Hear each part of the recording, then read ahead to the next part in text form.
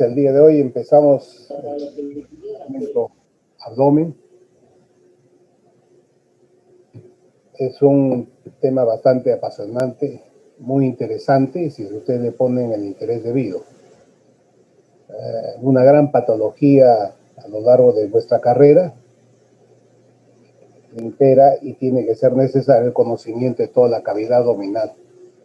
Cuando hablamos del abdomen, decimos que, igual que en los segmentos anteriores, tenemos que hablar de un continente y un contenido. El continente viene a ser todo lo que son las paredes abdominales. En este caso, hablamos de las paredes abdominales anterolaterales y posteriores. Y hablamos también de una pared superior y una pared inferior. Pero en conjunto es la cavidad abdominopélvica. Posteriormente, en unas siguientes clases, se van a hablar lo que es el contenido de la cavidad abdominal. En una siguiente lámina vamos a ser un poquito más explícitos. Fíjense ustedes, en este esquema, vemos acá... Buenas tardes, disculpe la interrupción. No se está grabando este video. Les decía de que cuando estudiamos abdomen, tenemos que estudiar el continente y el contenido. El continente viene a ser todas las paredes que están envolviendo el contenido. En ese caso estamos hablando de las paredes anterolaterales y posteriores. Y dentro de la cavidad existe lo que se llama una pared superior, que viene a ser el diafragma, que ya lo hemos mencionado y más o menos muy superficialmente lo conocemos, que es esa estructura que está dividiendo por un lado el tórax del abdomen. En este esquema estamos viendo aquí, donde ven ustedes la flecha, el diafragma que divide el tórax de la cavidad abdominal. Pero en realidad deberíamos hablar de la cavidad abdominopélvica. Si ustedes ven acá, he colocado un puntero rojo acá, es el estrecho superior de la pelvis. Y lo dividimos solamente por cuestiones didácticas. En realidad, por debajo de este punteado blanco, se encuentra el aparato genital, sea masculino, sea femenino, o sea, el aparato reproductor. Pero en realidad todo viene a ser la cavidad abdominopélvica. Fíjense ustedes qué interesante y qué importante es el conocimiento del cuerpo humano. Y hemos visto en la parte superior el tórax, un órgano importante que hace captar el oxígeno, el nutriente principal que da vida a las células, una bomba que va a dirigir la sangre a todo el organismo, llevando ese oxígeno. Aquí el aparato digestivo con los órganos y las vísceras que encontramos aquí para darnos nutrición y absorber los nutrientes, tanto aminoácidos, carbohidratos o lípidos. Y abajo el aparato reproductor, que sin eso no seríamos nada. Ya hemos estudiado nosotros el aparato apendicular, miembros superiores, miembros inferiores, que nos hacen que nosotros busquemos. Y el CPU, fíjense ustedes, el sistema nervioso central, con un sistema que nos hace conectar con el medio externo. Qué interesante y qué maravilloso es el organismo. En una siguiente lámina, entonces comprendido esos conceptos, pasamos a una siguiente lámina que ya nos ocupa de lo que nos interesa en esta clase. En la anatomía de superficie. Miren ustedes, siempre es bueno reconocer algunos puntos de referencia. ¿Cuáles son los puntos de referencia en la anatomía? Algunos puntos de referencia en el abdomen son el apéndice sifoides, el reborde costal, que se nota acá muy claramente. Tenemos la línea media, en el punto 3, todo en forma vertical. Tenemos el ombligo, la cicatriz umbilical. Tenemos las espinas ilíacas anterosuperiores, el número de 2, tanto derecha como izquierda. Tenemos borde superior del pubis acá, ¿sí? Aquí tenemos el ligamento inguinal, que no le han puesto número, pero debe ser el ligamento inguinal. Estos son los puntos de reparo nosotros que tenemos en la pared abdominal. Y cuando subimos nosotros arriba, vemos acá. En la anatomía de superficie vemos en la parte anterior, arriba, los arcos costales y el apéndice sifoides. Abajo, la espina ilíaca anterosuperior y la cinctis del pubis. Vamos a ver también en la parte posterior, que no lo vamos a tocar, pero sí lo mencionamos. En la parte posterior de toda esta pared abdominal vamos a encontrar los arcos costales, la columna vertebral, y hacia abajo las crestas ilíacas y el hueso sacro. Vamos a ver unas láminas que nos van a ilustrar esto. Fíjense ustedes. Aquí tenemos la pared abdominal. Disculpen ustedes porque esto lo he editado. He hecho una línea por el reborde costal y he tratado de hacerlo lo más preciso. No me ha salido muy bien. En la parte central deberíamos encontrar el apéndice sifoides. Luego nuevamente el arco costal. Abajo, con dos estrellas, tanto el espina cantero superior de un lado como el espina cantero superior del otro lado. Y aquí la sínfisis del pubis. Y a ambos lados deberíamos encontrar el espina del pubis. En una siguiente lámina, muy grosero por supuesto, tenemos los arcos costales, esta es la pared posterior, los arcos costales, la columna vertebral, en la parte inferior el hueso sacro y las crestas ilíacas. Todo eso correspondería en su entorno a lo que es las paredes abdominales. Indudablemente, como hemos dicho y hemos definido, también existe una pared superior. ¿Cuál sería la pared superior? Sería el músculo diafragma, que divide el tórax del abdomen. Y por la parte inferior vamos a encontrar, pero desde ahora vayan conociendo este término, viene a ser el perineo, en la región perineal. Es un conjunto de estructuras musculares y aponeuróticas que tapa el estrecho inferior de la pelvis. Esa es la pared inferior. Por eso es que en realidad debería ser el segmento abdomino-pélvico. Pero por cuestiones didácticas agarramos primero la parte de abdomen y luego agarramos la parte pelvis donde encontramos el aparato reproductor. Aquí tenemos la región ventral de las regiones. Fíjense que cómo podemos dividir nosotros las regiones de la parte anterior del abdomen. Vamos a ser más específicos un poquito más adelante. Seguimos avanzando.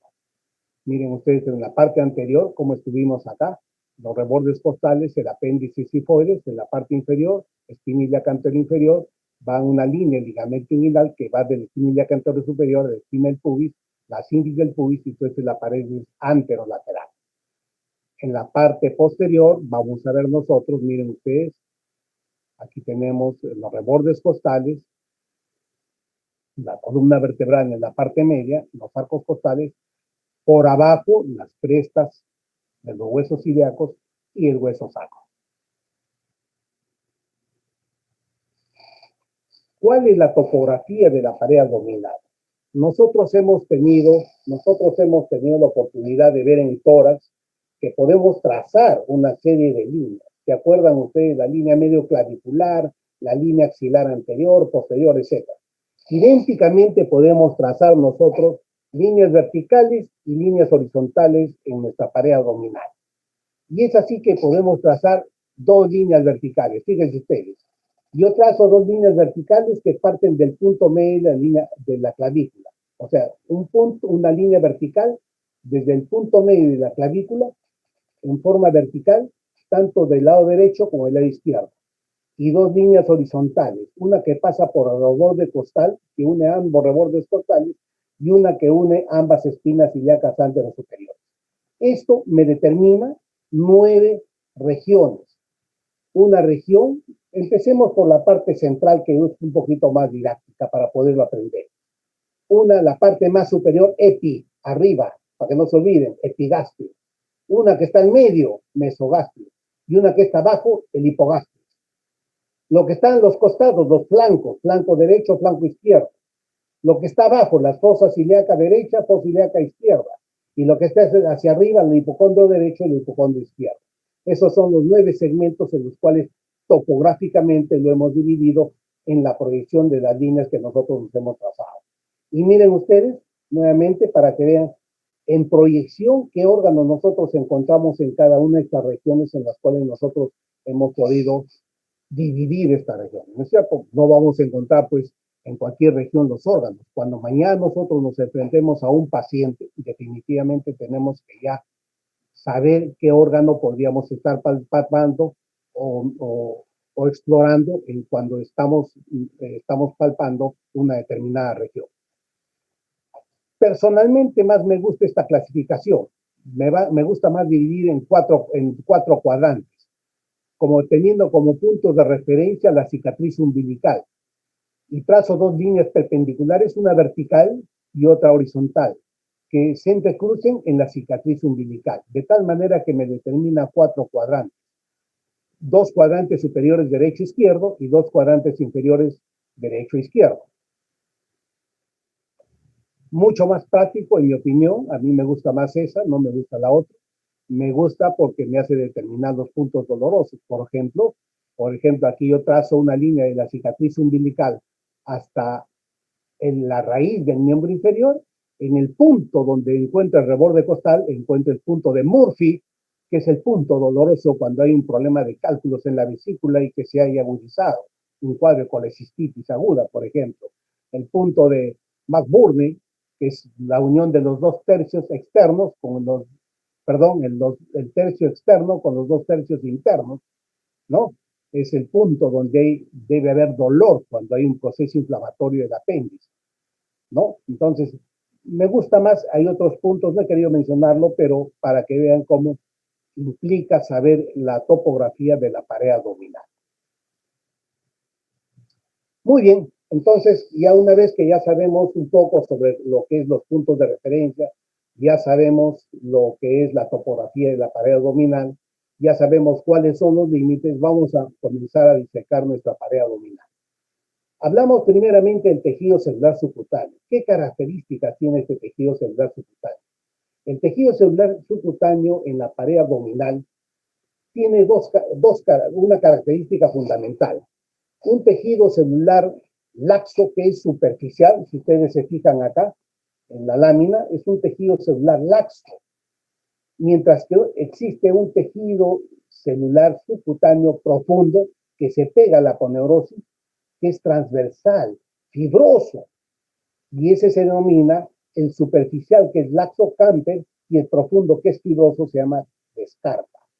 Este tejido celular camper y escarpa se hace más evidente en la parte inferior del abdomen, o sea, en la región que nosotros después vamos a denominar la región inguinal, De tal manera que este camper y escarpa en esta zona lo vamos a encontrar con mucho mayor nitidez. Y eso evita, pues, que a veces los gordos no se les vaya, pues, el tejido celular subcutáneo hacia los muslos, porque este camper y escarpa, especialmente este escarpa, se hace mucho más resistente, ¿no? En una siguiente lámina vamos a ver, cómo dividimos la pared lateral del abdomen. Aquí hubo una falla. Dividimos en 3 regiones, pero más me gustaría mostrarles la lámina. Esta es la región anterolateral del abdomen y miren cómo lo hemos dividido. Aquí en la parte anterior vamos a tener un músculo, son 2 músculos en realidad. Esta es la línea alba, ya lo hemos dicho, la línea alba que es vertical. Y tenemos a ambos lados los 2 músculos rectos anteriores mayores del abdomen. Son 2, recto anterior mayor del abdomen derecho, recto anterior mayor del abdomen del lado izquierdo. Muy bien. Estos 2 músculos determinan una región, que es la región, como su nombre le he puesto aquí solamente con las iniciales, región externo del esternón, costo pubiana. Entonces es la región externo costo pubiana. ¿Por quién está ocupada la región externo costo pubiana? Por los músculos rectos anteriores mayores del abdomen. Rama, rectos anteriores mayores del abdomen. Tenemos otra región que va de la costilla a la región costal, de la región del hueso ilíaco, de la región costal al hueso ilíaco, por eso se llama región costo-ilíaca, región costo-ilíaca. ¿Y qué músculos encontramos ahí? Los músculos anchos del abdomen. Y los músculos anchos del abdomen son los músculos oblicuos, oblicuo mayor, oblicuo menor y el transverso. En ese orden de la superficie a profundidad, oblicuo mayor, oblicuo menor y transverso. Y por último, una región muy especial que viene a ser la región inguinal. ¿Y cómo le identifico la región inguinal? Trazo una línea desde la espina ilíaca anterior superior, perpendicular al borde externo de la región externo-costopubiana. Todo este, la forma triangular y por abajo el ligamento inguinal, todo este triángulo, esta región triangular, es la región inguinal. ¿Y por qué es importante? Porque los músculos anchos del abdomen tienen un comportamiento diferente en esta región.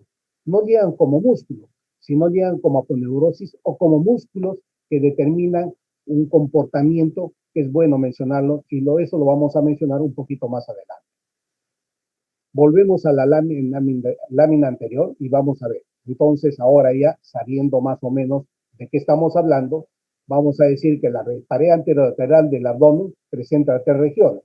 La región costiliaca, que tiene los tres músculos anchos, oblicuo mayor, oblicuo menor y el transverso.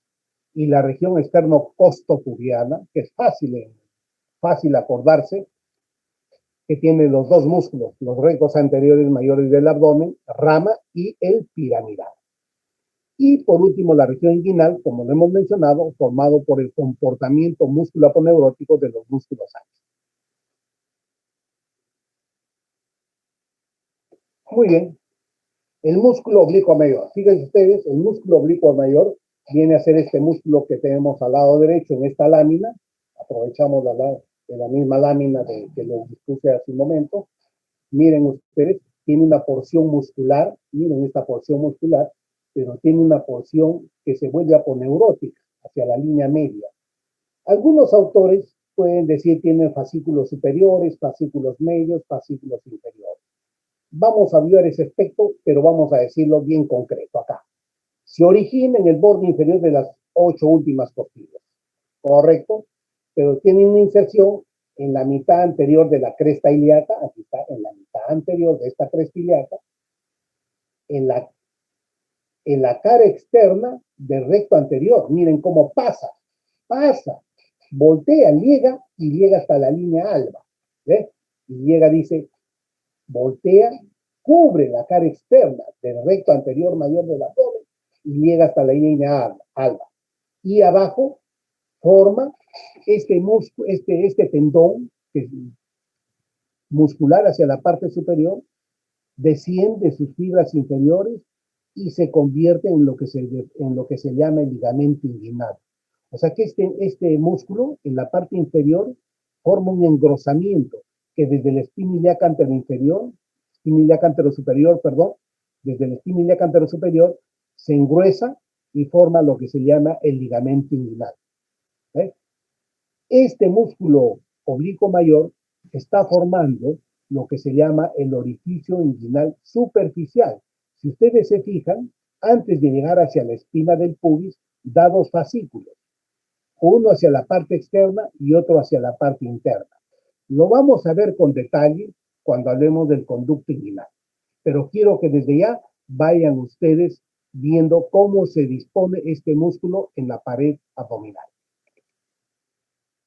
No voy a hablar de la función en este momento, ni tampoco de la inervación, porque casi todos estos músculos tienen la misma función y tienen la misma inervación. Y eso lo voy a mencionar al final. Así que no se me preocupen, muchachos, seguimos adelante. No olvidar, fíjense ustedes entonces, las inserciones. Es totalmente fácil. Hay que tener presente, miren cómo se inserta en las últimas 8 costillas, pero miren cómo se inserta con el serrato mayor. Sus fibras se entrecruzan con el serrato mayor en su origen, pero también se entrecruzan con este músculo que ya lo hemos estudiado, que es el músculo dorsal ancho. Ahí está. Miren, le hemos pintado un poquito aquí en verde la porción muscular y miren abajo en azul la porción tendinosa. Cómo se inserta, cruza el músculo recto anterior para terminar en la línea alba. Obviamente el otro músculo contralateral también hará el mismo efecto. Y abajo cómo forma un pequeño anillo en la parte inferior para que pase el cordón espermático. En el caso del hombre, en el caso de ser una mujer, el ligamento redondo. Eso lo vamos a ver posteriormente. Seguimos. ¿Sí? Estas son las inserciones del músculo oblicuo mayor. En la parte posterior, esto donde está el puntito rojo es el oblicuo mayor. Este es el dorsal ancho. Miren cómo se entrecruzan sus fibras hacia la parte posterior. Se entrecruzan sus fibras. Y miren hacia la parte superior también se están entrecruzando con el serrato mayor. Algunos le llaman también serrato anterior. Se están entrecruzando sus fibras con el músculo oblicuo mayor. Hemos hallado este pequeño triángulo, es el triángulo del Petit, lo menciono ahorita, a veces hay un punto de debilidad y a veces es punto de producción de hernias, las hernias del Petit. son hernias lumbares. Bueno, lo menciono más porque en alguna oportunidad van a tener oportunidad de verlo. Ahí está, nuevamente en verde. Miren cómo la parte posterior, posterolateral de la inserción del músculo oblicuo mayor. Ojo, ojo, no llega a insertarse en la aponeurosis lumbar. Miren, no llega a insertarse en la aponeurosis lumbar. Cuando avancemos, los oblicuos menores y transversos sí llega a insertarse en la aponeurosis lumbar. El oblicuo menor. Miren ustedes, hemos sacado ahora el oblicuo menor, hemos sacado el oblicuo mayor acá, en este caso, hemos erinado el oblicuo mayor, miren, hemos sacado el oblicuo mayor, ya estamos viendo por debajo de él el oblicuo menor. Y miren ustedes el oblicuo menor, efectivamente tiene también fibras de dirección ascendente, de dirección transversa, pero también de dirección inferior. O sea, tiene, si ustedes quieren así, superiores, fibras horizontales y fibras inferiores. Entonces, ¿dónde se origina este músculo? Se origina en la parte posterior. ¿Dónde? En los 2 tercios laterales del ligamento inguinal. Aquí está. Miren ustedes acá. De aquí a acá es el total del ligamento inguinal. Pero en los 2 tercios solamente laterales. Porque está hacia afuera, lateral. Los 2 tercios laterales. Correcto. En los 2 tercios anteriores de la cresta ilíaca, aquí, esta es la cresta ilíaca. Hay que tener presente que la cresta ilíaca tiene 3 labios. Un labio externo para el oblicuo mayor, un labio medio para el oblicuo menor y un labio interno para el transverso. ¿Sí? Muy bien, eso ya lo hemos visto, creo, en miembro inferior. Entonces, este músculo del oblicuo menor se inserta en los 2 tercios anteriores de la cresta ilíaca y en la fascia, en la aponeurosis tóraco-lumbar. Ahí está. Miren ustedes. De ahí sus fibras se dirigen al borde inferior de las 4 últimas costillas. Miren cómo se está dirigiendo. Al borde inferior de estas últimas 4 últimas costillas. A la vaina anterior del recto anterior mayor del abdomen y de ahí termina la línea alba. Hacia abajo, miren cómo sus fibras va. Hace una especie de un arco. Miren, hace un arco. Y este arco va a determinar que se fusione con otro músculo que es más profundo y va a formar lo que se llama el tendón conjunto. O sea, esta porción inferior del músculo oblicuo menor se va a juntar con el otro músculo que es profundo y va a formar este pequeño tendón que ustedes están viendo en esta parte inferior, donde está el punto rojo en la parte inferior, viene a ser el tendón conjunto. Entonces, el tendón conjunto no viene a ser sino la unión de los fascículos del oblicuo menor y del músculo transverso. Aquí está, miren ustedes, aquí hemos teñido un poquito el músculo, la porción carnosa del músculo oblicuo menor, y aquí tenemos la porción tendinosa.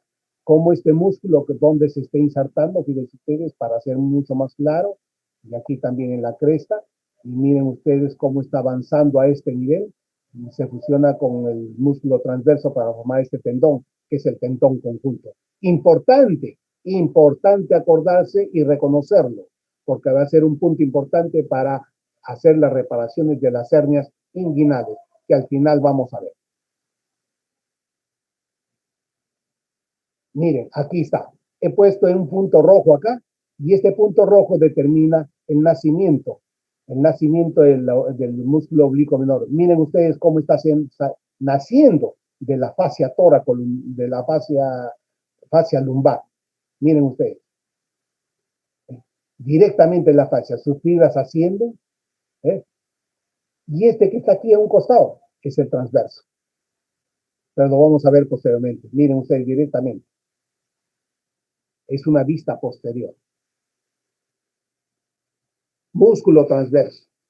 Hemos erinado, hemos sacado, fíjense ustedes en el borde de esta lámina. Miren ustedes, aquí, miren el borde de esta lámina. Aquí vemos el oblicuo mayor, por dentro el oblicuo menor, y hemos ingresado para ver el músculo transverso. Y miren ustedes cómo son sus fibras, horizontales todas ellas. Por eso de ahí la denominación de músculo transverso. Todas son transversas. No son como el oblicuo mayor que tienen una dirección más que todo de forma descendente, o el oblicuo menor de forma ascendente y descendente. Este es transverso, casi todas. Sí. Casi todas sus fibras son horizontales. Entonces, miren dónde se origina. Se origina también en la aponeurosis lumbar, superficie interior de los cartílagos costales, últimos cartílagos costales, del 7º al 12, la fascia tóraco-lumbar, la cresta ilíaca en el labio interno y la porción lateral del ligamento inguinal. ¿Qué es ustedes? El ligamento inguinal. ¿Y abajo dónde termina? Termina en el tendón conjunto del pubis y en la línea alba, que atraviesa la fascia del recto anterior mayor de la pubis. Todos estos músculos, ¿por qué he querido así determinar? Porque quiero ver, hay un comportamiento de estos músculos cuando atraviesan el músculo recto anterior mayor del abdomen, lo que más adelante vamos a conocerlo como el estuche de los rectos. Pasamos la siguiente lámina. Aquí hemos tenido nuevamente la parte carnosa, miren ustedes en verde la parte carnosa del músculo transverso. Por fuera, quiero que se fijen siempre aquí, miren los dos músculos que los hemos estudiado, el oblicuo mayor, el oblicuo menor, y aquí ya últimamente el transverso. ¿Ok? Muy bien. Y aquí, en el punto rojo, he puesto el nacimiento, el origen del músculo transverso, en la fascia lumbar. El que está a su costado es el oblicuo menor y el que está más superficial es el oblicuo mayor.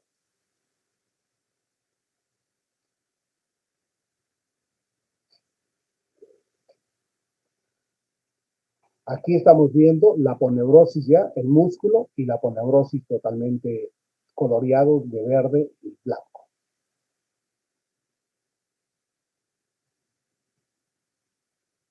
Aquí estamos viendo cómo hemos dicho cuando hemos hablado de las inserciones del músculo transverso, que se inserta en las últimas costillas. Miren cómo sus fibras se entrecruzan con el músculo diafragma. Hemos dicho que va desde la cuarta hasta la séptima. Mira cómo sus fibras se insertan con el músculo diafragma. Es un músculo que llega a insertarse ahí.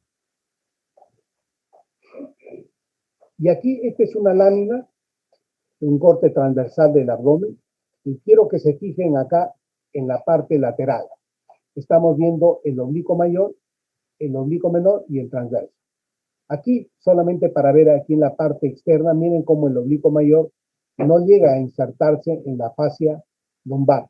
Los músculos que se insertan en la fascia lumbar son el oblicuo menor y el músculo transverso. ¿Sí? El oblicuo mayor, no. Y lo que les decía, miren cómo las fascias de estos músculos que hemos hablado, oblicuo mayor, oblicuo menor y transverso, cómo pasan por la cara anterior o cara posterior de los músculos rectos anteriores mayores del abdomen y le forman un estuche a estos músculos de la región externo-costopubiana, que son los rectos anteriores mayores del abdomen. Eso lo vamos a ver un poquito más. Pasamos al recto anterior mayor del abdomen. ¿Dónde se origina? Se origina aquí en la cresta y en la cíndice del pubis. Y llega al apéndice sifoides y a los cartílagos costales del 5 al 7. Algunos autores mencionan que tiene fascículos internos, fascículos mediales y fascículos externos. Pero lo importante es saber que sus fibras se dirigen a sifoides y a los cartílagos costales del 5º hasta el 7º cartílagos costales. ¿Qué características tiene este músculo? Es un músculo largo con aponeurosis intercalar, fíjense ustedes acá, con aponeurosis intercalar. ¿Y por qué tiene esa característica? Para aumentar la fuerza contráctil. Y está envuelto por este estuche de los rectos que le proporcionan las aponeurosis de los músculos anchos del abdomen. O sea, los músculos anchos del abdomen tienen que tener una buena capacidad de fuerza contráctil, porque ahorita vamos a ver la función de los músculos del abdomen. El músculo piramidal es un músculo pequeñito, atrófico, que nace en la cilis del pubis y se inserta en la línea media. Aquí lo vemos aquí en un corte horizontal, el músculo recto anterior mayor del abdomen y por delante el músculo piramidal. ¿Cuáles son las funciones del músculo del abdomen? El 98% hacen todo esto. Tensan la pared abdominal, sostienen el contenido abdominal, participan en la micción y en la defecación, flexionan y rotan la columna vertebral. Esa es la función de todo. No cumplen otra función. La presión intraabdominal es positiva. No es como en el tórax, es negativa. En el tórax se pierde la presión intrapleural, el pulmón se colapsa. En el abdomen se abre la cavidad abdominal, las tripas salen afuera, porque la presión es positiva. ¿Quién inerva? ¿Quién inerva? Casi todos, el 99% tienen esta inervación, excepto el oblicuo mayor que no tiene inervación de L1. Después todos tienen inervación de T7 hasta L1, excepto el oblicuo mayor. Todos tienen de T7 a L1, excepto el oblicuo mayor. El oblicuo menor, el transverso, el piramidal, tiene inervación de L1 que se divide en dos. El nervio ilipogástrico, que va a inervar la porción del hipogastrio, como su nombre indica, y el nervio ilinguinal, que se va a ir por el conducto inguinal. ¿Dónde se va ese nervio ilinguinal? Se va a inervar el músculo cremaster. El músculo cremaster es un músculo que se va al músculo del cremaster, que se va al testículo. El testículo sube y baja producto de este músculo cremaster. Los testículos que forman los espermatozoides tienen que tener una temperatura adecuada para formar los espermatozoides. Por eso cuando hace frío se juntan al cuerpo. Cuando hace calor se sueltan. Y ese nervio que los inerva es el hilo inguinal. ¿De quién depende? Del L1. Arterias y venas. Hay arterias superficiales. Las arterias superficiales de la pared son las arterias musculofrénicas, rama terminal de la mamaria interna. En la porción inferior, la arteria epigástrica superficial. Epigástrica superficial. Epigástrica superficial. Aquí estamos viendo la epigástrica superficial, díganme ustedes. Están en el tejido celular subcutáneo. En la porción lateral ya ustedes han visto las arterias pudendas, circunflejas, etc. Todas esas arterias que van paralelas a las venas, todas esas son superficiales. Y las arterias profundas, las arterias epigástricas superior, que no viene a ser sino esta que viene desde arriba, que es la mamaria interna, y la arteria epigástrica inferior, que nace de la arteria ilíaca externa, miren ustedes, y pasa por detrás del estuche de los rectos, o sea, por detrás del recto anterior mayor del abdomen. No es superficial, es profundo. Se anastomosan entre ellos. Con las arterias van las venas del mismo nombre que se encargan del drenaje venoso. Aquí estamos viendo, miren ustedes, estas venitas son las venas y arterias superficiales, pero la arteria profunda viene a ser la arteria epigástrica inferior.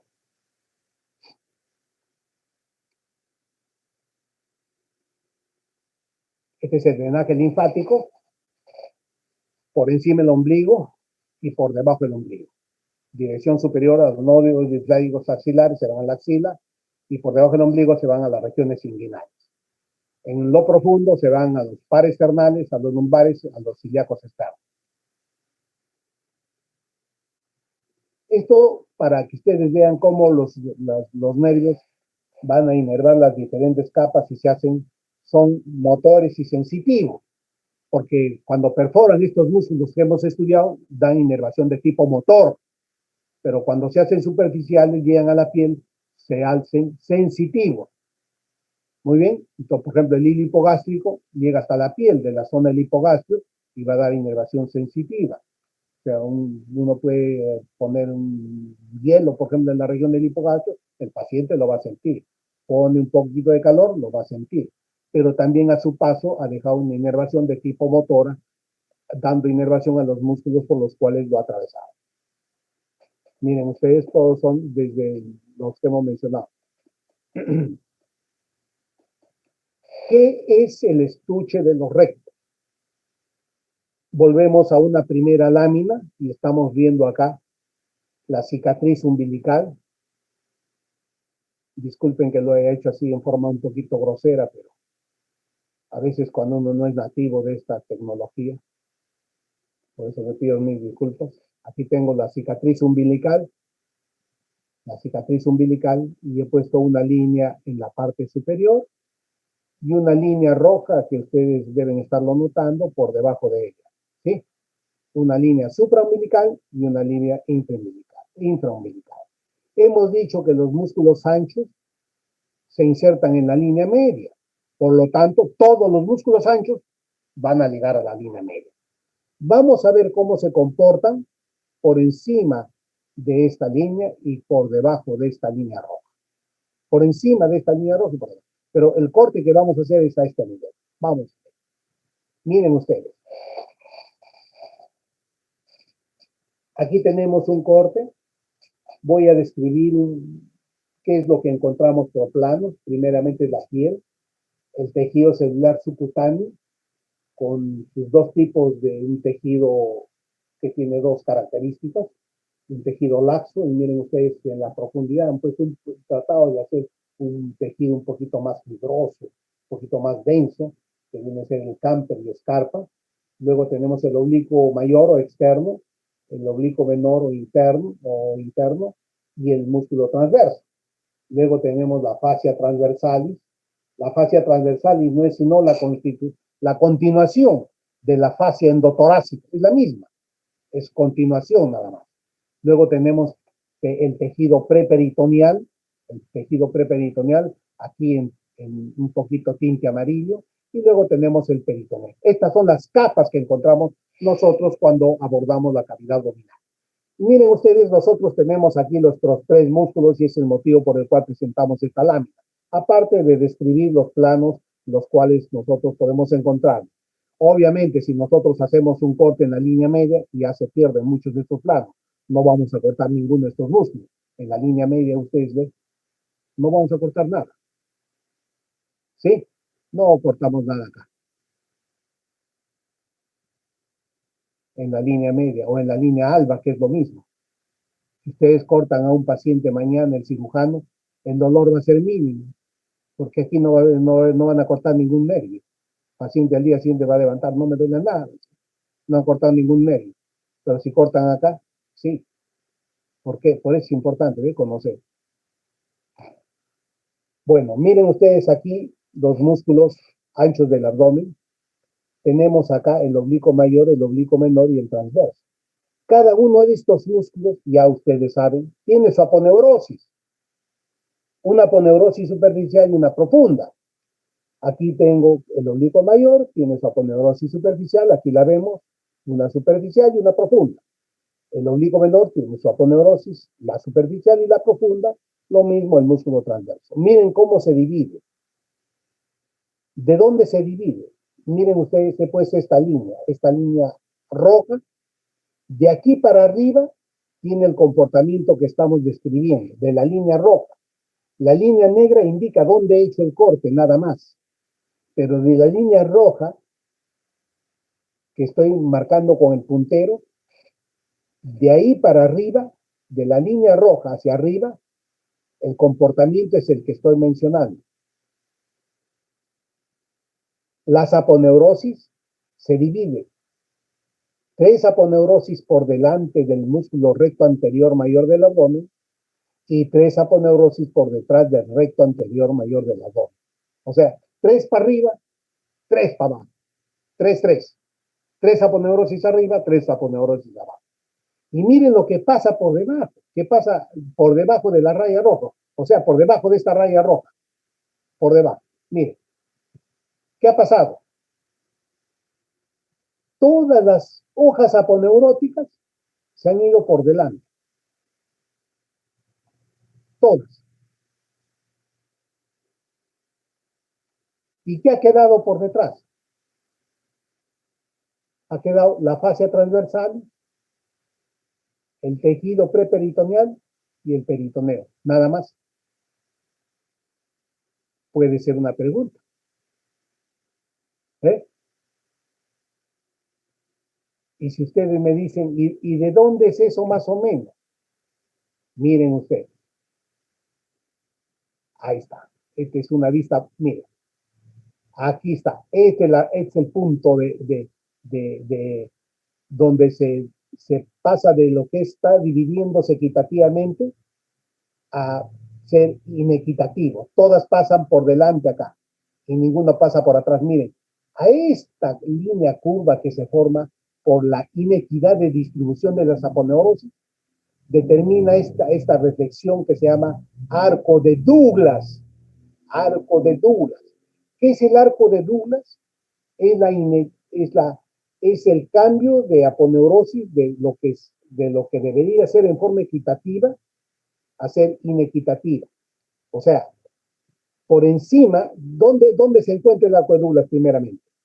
Si yo tengo la apéndice sifoides en la parte superior y tengo la sínfisis del pubis en la parte inferior, yo divido en 4/4 esto. En la unión del cuarto inferior con los 3/4 superiores, en la unión de los 3/4 superiores con el cuarto inferior, puedo decir que ahí puedo encontrar el arco de Douglas. ¿Sí? Entonces, por encima del arco de Douglas, las aponeurosis se dividen 3 por delante y 3 por detrás del recto anterior mayor del abdomen. Y por debajo del arco de Douglas, todas las aponeurosis de los músculos anchos pasan por delante del recto anterior mayor del abdomen.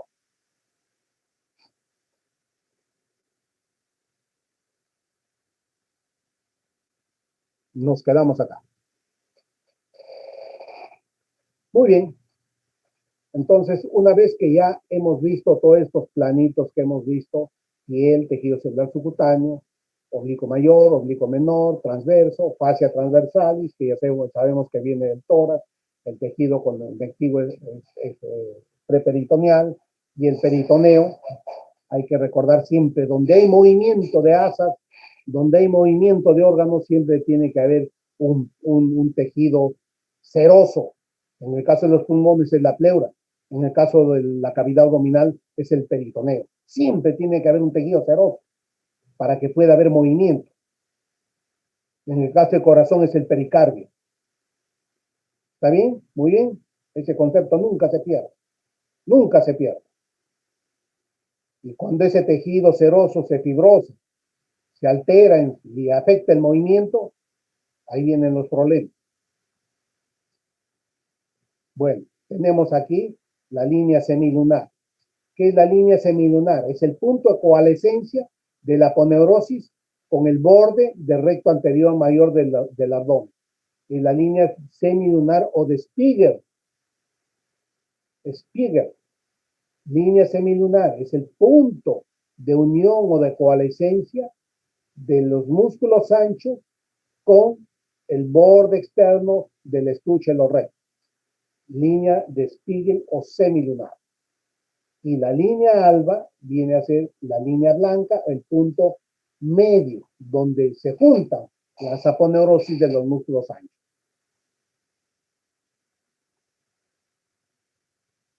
¿Y qué es el arco de Douglas? Es el intercambio en el comportamiento, es el cambio de comportamiento de las aponeurosis de los músculos anchos del abdomen cuando pasan sobre los músculos rectos anteriores mayores del abdomen. Esta es una vista posterior. Esta es una vista posterior donde estamos viendo aquí, esta es una vista por dentro, estamos viendo aquí lo he pintado, donde se ve el arco de Douglas.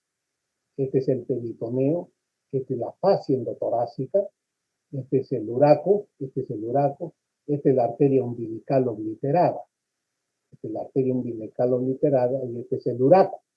Se están dirigiendo aquí a la cicatriz umbilical, ¿ves? Ah, qué bonito, qué bonito. Mira, aquí está la vejiga. Miren ustedes, esta es la vejiga, esta es la vesícula seminal. Y esta de aquí es el cordón, es el conducto deferente. ¿Se está yendo a dónde? ¿O de dónde está viniendo? Del testículo. ¿Por qué tiene que venir del testículo? Porque ahí se forman los espermatozoides y tienen que pasar por este conducto, aquí está, ¿ves? Abajo. Aquí está este conducto. Y eso lo vamos a ver dentro de un momentito. Miren ustedes el pedículo vascular profundo del recto anterior mayor del abdomen, cómo está pasando por la cara posterior. Nunca pasa por la cara anterior. ¿Sí? Esta es la arteria epigástrica inferior y la vena.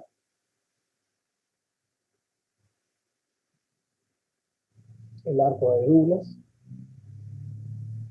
Y aquí, en una forma esquemática, para que ustedes vean el músculo recto anterior mayor del abdomen, el músculo oblicuo mayor, el músculo oblicuo menor y el músculo transverso.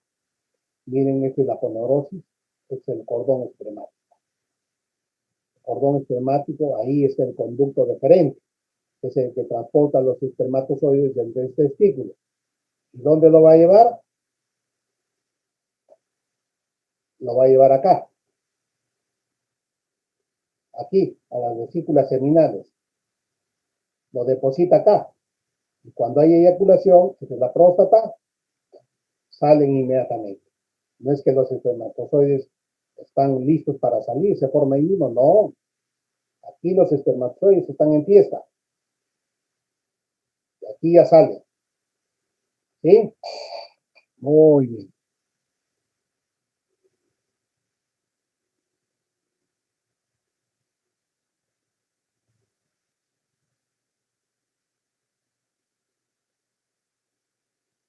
Conducto inguinal. ¿Qué es el conducto inguinal? ¿Dónde se encuentra? Se encuentra en la región inguinal que nosotros ya lo hemos descrito. Tiene una longitud de 4 a 6 centímetros, dependiendo de la persona, pero más o menos es de 4 a 6 centímetros.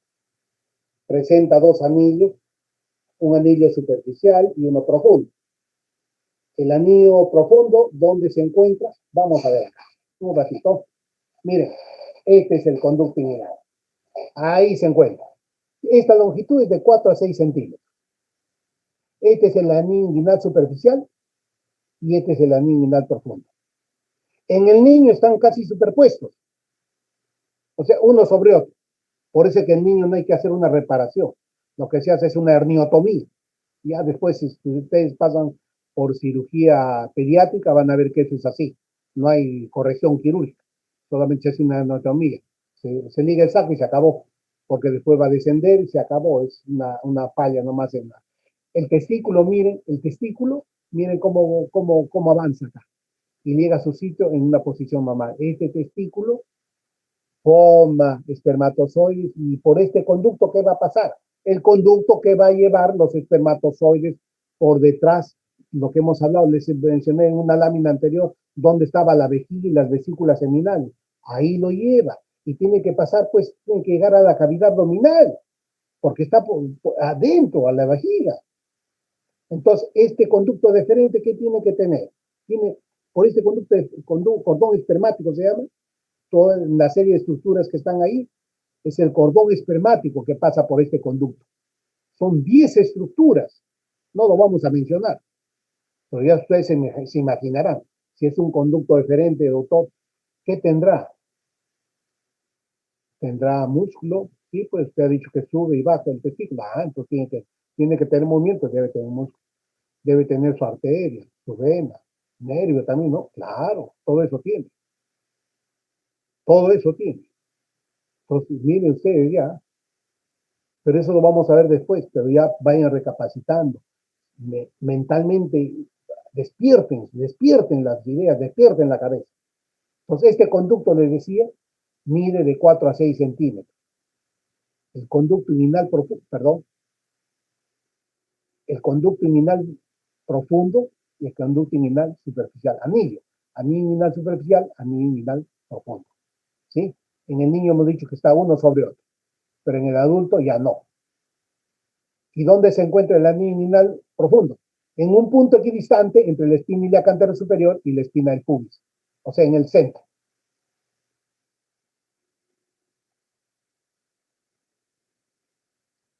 Presenta dos anillos, superficial y profundo. El anillo profundo situado a 1.82 centímetros por encima del ligamento inguinal y a un punto equidistante de un extremo que del otro.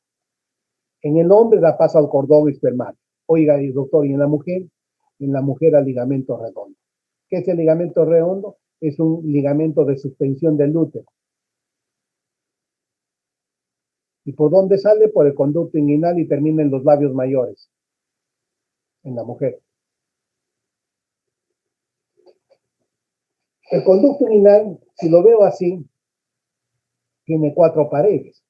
Es un conducto, una pared, la pared anterior, la que me está mirando a mí. Si yo digo, esta es la pared que me mira a mí, esta que me está mirando a mí es la pared anterior. Este es el conducto inguinal. Este que está aquí es el conducto inguinal. Esta pared, ¿de quién es? ¿De qué músculo? Es del oblicuo mayor. Entonces la pared anterior que me está mirando a mí, porque es anterior, es el oblicuo mayor.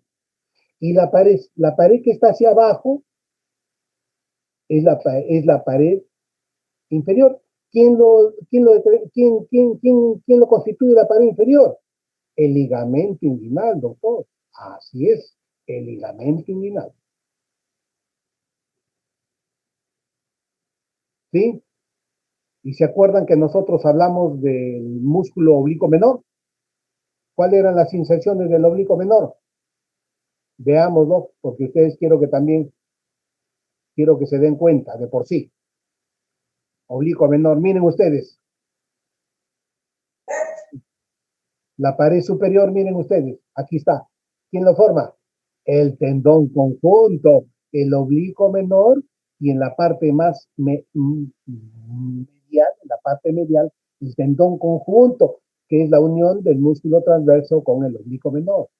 Entonces ya tengo el que me mira, la pared anterior, el oblicuo mayor. La pared inferior, el ligamento inguinal. La pared superior, que es el oblicuo menor, hacia la parte lateral y el tendón conjunto. Ya saben quién lo forma. ¿Y qué falta? La pared posterior. ¿Y quién forma la pared posterior? La fascia transversal. Punto. Vamos a ver ahora.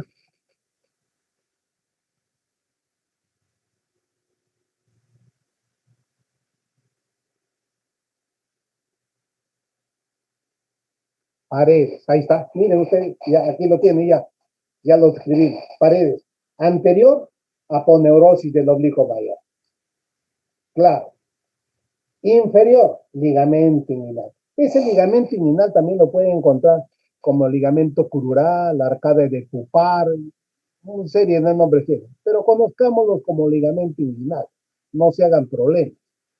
La pared superior, músculo oblicuo menor en forma lateral y medialmente el tendón conjunto. Ya saben quién lo forma el tendón conjunto. El oblicuo menor y el transverso. Y hacia la parte posterior, la fascia transversal. ¿Eh? Facilísimo. Aquí está. Hay algunos elementos, algunas prolongaciones aponeuróticas del mismo oblicuo mayor. Por ejemplo, aquí tenemos este es el pilar medial. Cuando viene el oblicuo mayor, forma el anillo inguinal superficial. Este es el anillo inguinal, un ratito, este es el anillo inguinal superficial. Este es el pilar que está hacia la parte media, por lo tanto se llama pilar medial o pilar interno. Y este otro se llama pilar externo o pilar lateral. Es igual. Y el que está por debajo de es el pilar o tercer pilar o de coles. para formar, o sea, para completar el orificio, el anillo, se llama pilar, tercer pilar, y que es la base, mejor dicho, la camita, el lecho, viene a ser el tercer pilar o pilar de coles. Y las fibras que se entrecruzan en el techo vienen a ser las fibras arcijonas. Estas fibras del oblicuo mayor también se prolongan un poquito, fíjense acá, y viene a ser el ligamento lacunar. Donde está esta línea roja, por dentro hay un pequeño refuerzo de este ligamento inguinal, como un repliegue. Yo le he puesto esta línea para que no se olvide. Es la cintilla cintilla iliopubiana de Thomson, la cintilla iliopubiana de Thomson, cintilla iliopubiana de Thomson, que no viene a ser sino como un refuerzo del ligamento inguinal. ¿Sí? Muy bien. Este ligamento lacunar a veces en algunas ocasiones, no en algunas ocasiones, sino también se prolonga a un poquito más profundo, hacia la cresta pectina, y ahí se llama ligamento pectino, y forma el ligamento de Cooper, el ligamento de Cooper. No sé, aquí, que quiero mostrarles aquí. Aquí está. Miren ustedes, este es el triángulo de Hasselbalch. No sé si ustedes logran ver aquí un punteado. Es el triángulo de Hasselbalch.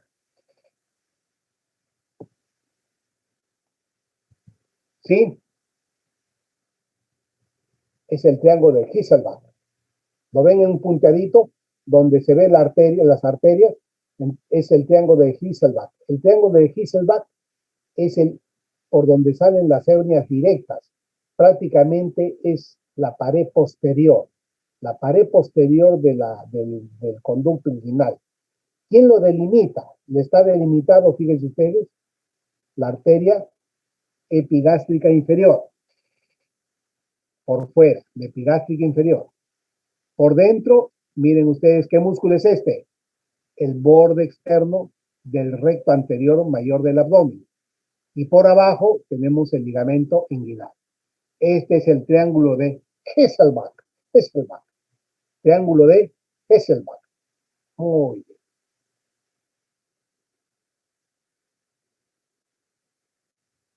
Aquí nuevamente para ver, miren ustedes cómo se ha levantado un poquito la pared del oblicuo externo o oblicuo mayor, y aquí se está viendo cómo la pared superior, este es el ligamento inguinal, la pared superior se está viendo con el oblicuo menor, algunos fascículos musculares, y abajo ya el tendón conjunto.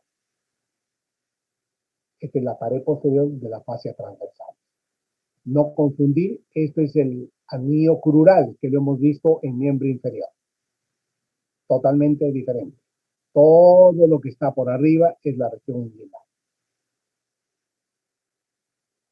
El espacio de Bogrus es un espacio preperitoneal. Doctor Pineda quería que les hable del espacio de Bogrus, solamente mencionarlo, porque mañana más tarde no vaya a ser que les digan cuando hay cirugía laparoscópica de hernias, hoy en día se hace por vía preperitoneal. Se coloca unas mallas de Marles en el espacio de Bogrus. ¿Qué es el espacio de Bogrus? Es un espacio que está situado en una región preperitoneal, antes del peritoneal, antes de una cirugía que no necesita corte. Muy bien, jóvenes.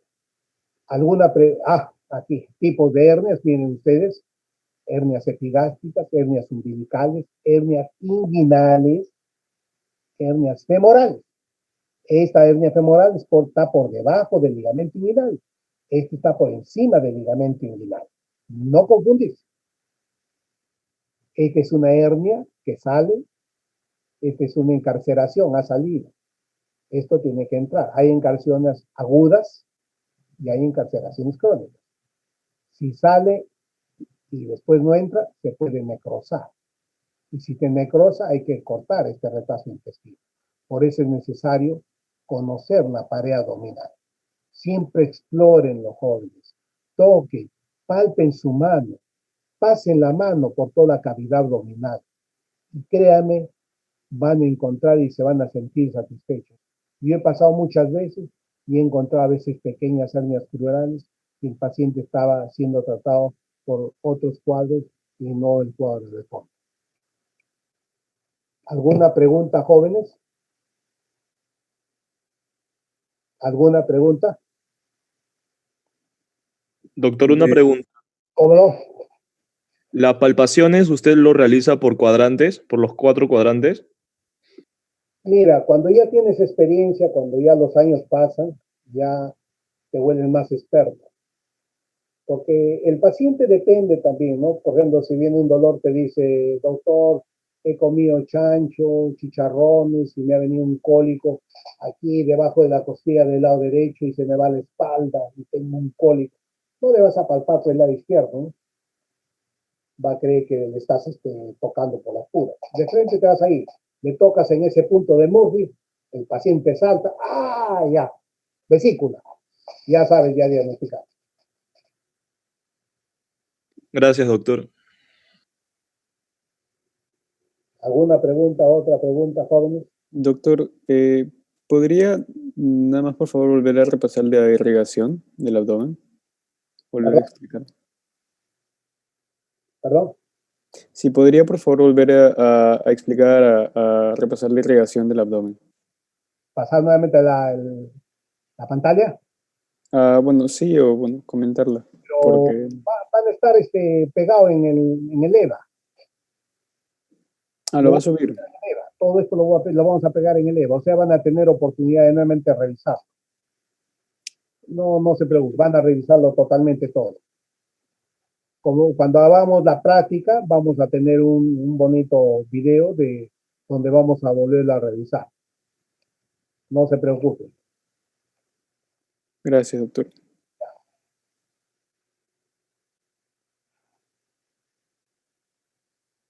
¿No hay otra pregunta, chicos? Muchachos. Sí, doctor, una pregunta. Entonces, los conductos seminíferos llegan a ser una curva en la parte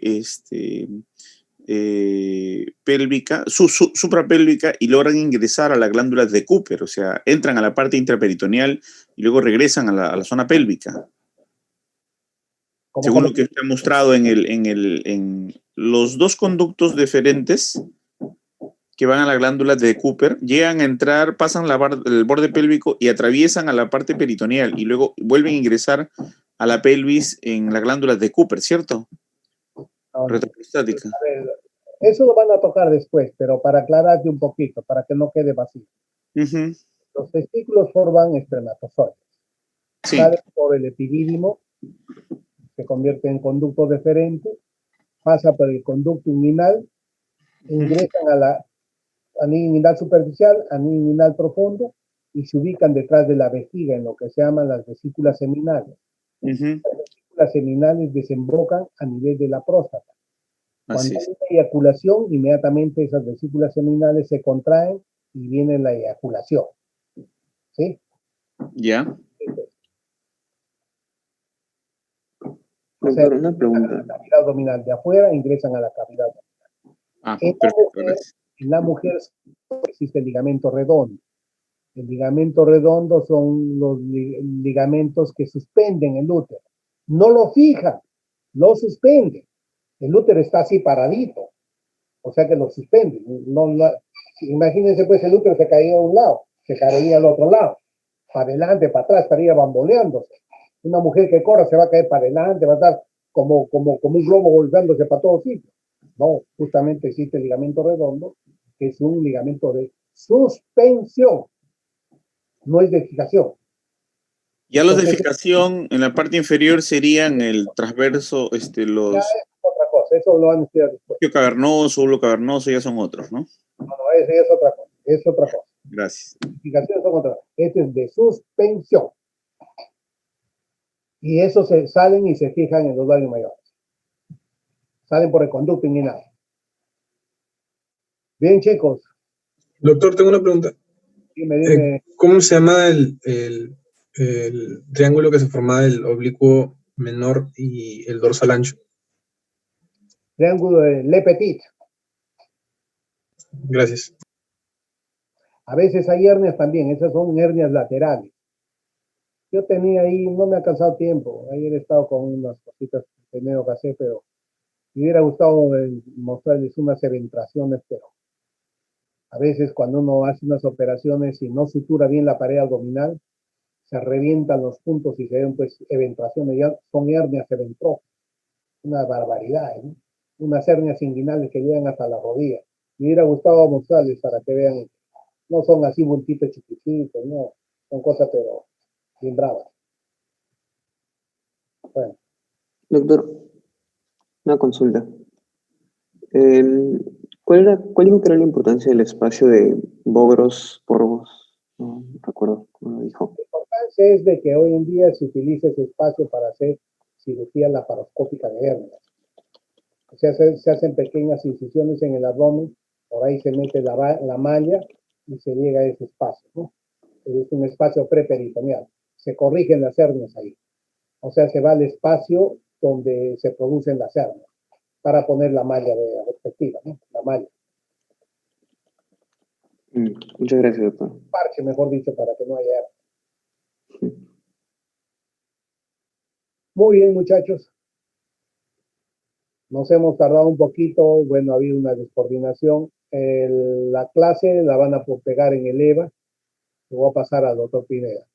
Bueno, ha sido un gusto, muchachos, y espero que haya sido servido de algo. Gracias, doctor.